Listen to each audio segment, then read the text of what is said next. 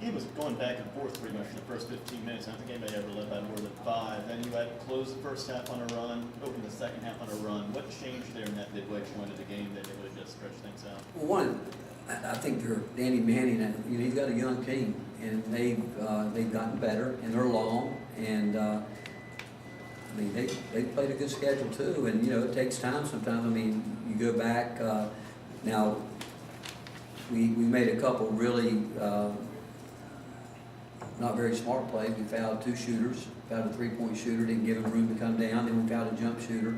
You take away those, and we gave up a couple offensive rebounds where the guy that shot it, we didn't block him out. He went and got his own rebound. You take that 5, 6, 7 points. It's different. It's different. And but we didn't, and that goes back to where I do think we were so conscious of trying to contest shots that we were we overdid it.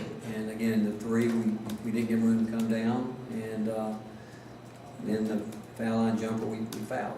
So those are the plays that you eliminate that, and again, at least 3 offensive rebounds that the shooter got. I mean that's 5 possessions.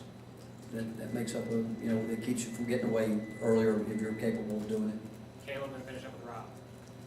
Coach, it seems like the last couple of games, obviously, Jordan Bone's kind of found a groove.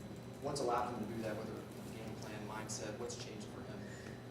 Well, you like to think he's a junior now. He's getting ready to head into his 2nd season of conference play. He's been put through a lot of situations, and I think he's seeing it better, and I think that's probably the biggest thing. He's starting to, believe it or not, understanding our team better, and his team. He's starting to understand the talk that we had before the last game. I said, you got really one job as a point guard, is to make your teammates better.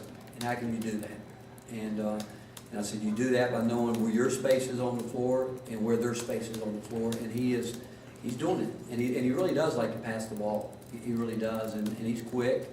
And you saw today, I mean, it's been a long time since somebody's tried to take him out to let somebody else handle the ball. And, that's something that's good for us, because we were trying to do that ourselves in the first half to Brandon Childress, just to try to disrupt flow, and that's an area we can get better with. But we got guys that we think can handle it. They just got to flow into it as opposed to looking around like what's next. But I just think he's starting to get a real understanding of what we need to do. But and he's gotten better defensively.